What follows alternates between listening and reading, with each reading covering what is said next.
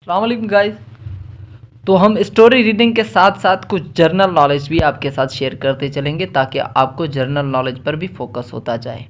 तो आज हम अर्थ के बारे में जर्नल नॉलेज को जर्नलाइज करेंगे कि अर्थ को किन हिस्सों में बांटा गया है और कौन सा कंटिनेंट कौन से हिस्से में आता है और उसे कैसे कैसे क्लासिफाइड किया गया है। तो हमारा जो होता है तो उसमें अर्थ के एक साइड होती है नॉर्थ और उसकी अपोजिट में होती है साउथ, फिर होता है ईस्ट, उसके अपोजिट में होता है वेस्ट। इन चार ये जो चार लेटर हैं इनको मिला के बनता है न्यूज़ वर्ड। क्या? न्यूज़। और न्यूज़ पेपर का जो फुल फॉर्म है वहाँ पर मैंने वो भी दे दिया है ताकि आपको पता चले, क्योंकि जीके है तो जीके में इस चीज़ का होना लाजमी है कि न्यूज़ पेपर का असल में फुल फॉर्म है क्या।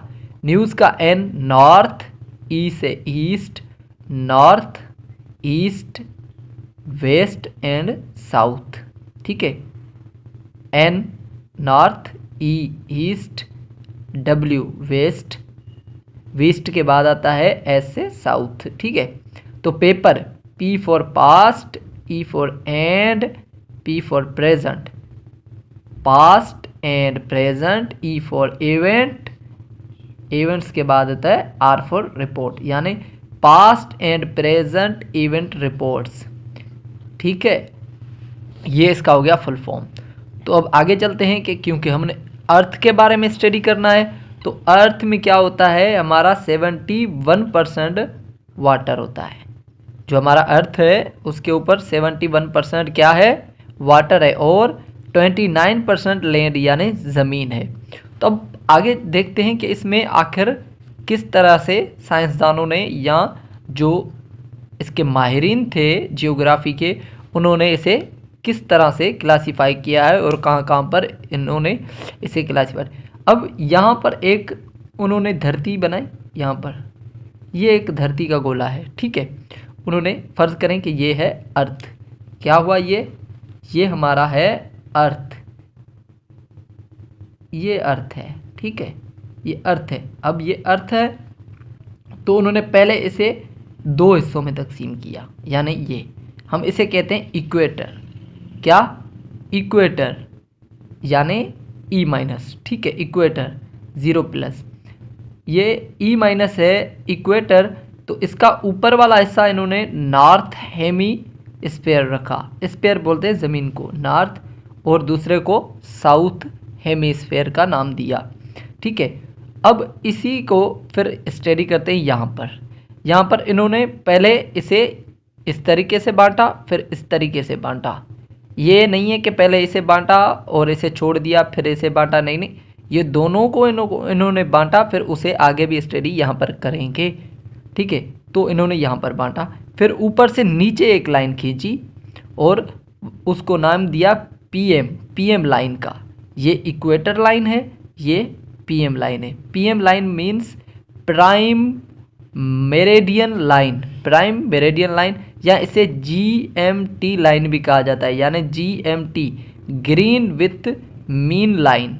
ठीक है, तो गाइस ये हो गया हमारा। पहले क्या है, नॉर्थ और साउथ में उन्होंने तकसीम किया, उसके बाद ईस्ट और वेस्ट को बनाया ताकि ज़मीन की क्लासिफिकेशन की जा सके। उसके बाद हम आगे देखते हैं, तो ये नक्शा तैयार होके अब आ गया आगे। ठीक है, तो गाइस ये आपकी यहाँ वाली ये लाइन भी आ गई आपकी इक्वेटर ई माइनस। ठीक है, तो जीएमटी या पीएम प्राइम लाइन, ठीक है, आपकी वो भी यहाँ पर आ गई। ठीक है गाइस, तो अब इन्होंने इसे आगे क्लासीफाई किया। तो यहाँ पर हमारा क्या था, नॉर्थ था, यहाँ पर हमारा साउथ था, और यहाँ पर हमारा ईस्ट था, यहाँ पर वेस्ट था। ठीक है, तो अब इनको इन्होंने बांटा। तो जो हिस्सा यहाँ पर है उसे बज़ाहिर वो क्या है, नॉर्थ भी है, ये हिस्सा नॉर्थ है, ये सारा नॉर्थ है।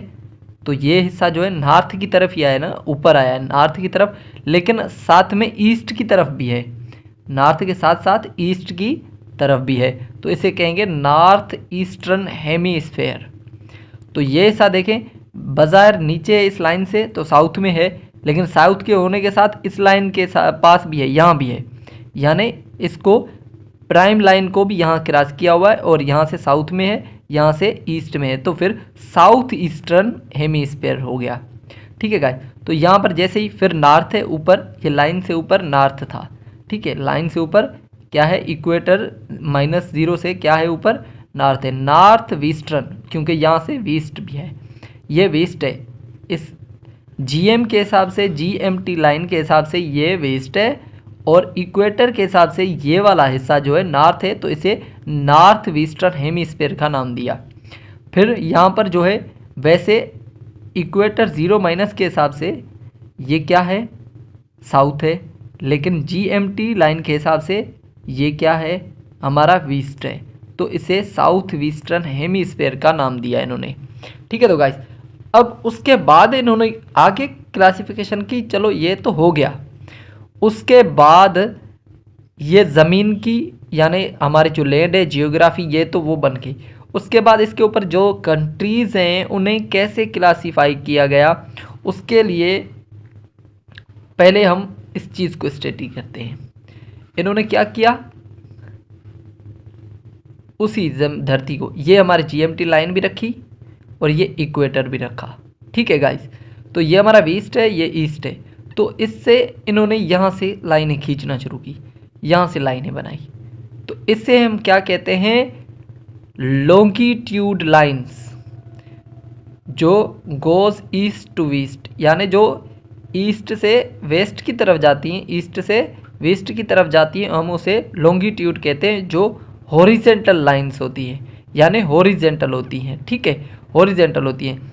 ये किस चीज़ को शो करती हैं, लॉन्गिट्यूड शोज टाइम, ये हमारे टाइम को शो करती हैं कि जो कंट्री हैं उनमें टाइम डिस्ट्रीब्यूशन अलग है, क्योंकि अगर पाकिस्तान या इंडिया में रात है तो अमेरिका में उसी टाइम पर सुबह होती है, दिन होता है, तो उसे यहाँ पर इन्होंने क्लासीफाई किया। उसके बाद इन्होंने दूसरी क्लासिफिकेशन जो करी वो ये है कि उन्होंने फिर वर्टिकल लाइंस बनाई।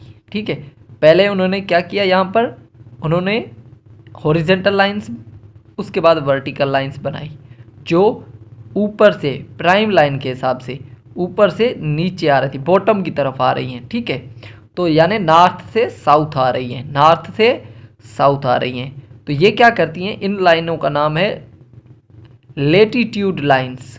वो लॉन्गिट्यूड थी, ये लेटीट्यूड लाइंस। ये क्या करती हैं लाइनें, गोज नॉर्थ टू साउथ, ये कहाँ जाती हैं, नॉर्थ से साउथ की तरफ जाती हैं। ये हमारा क्या शो करती हैं, ये हमारा डिस्टेंस शो करती हैं।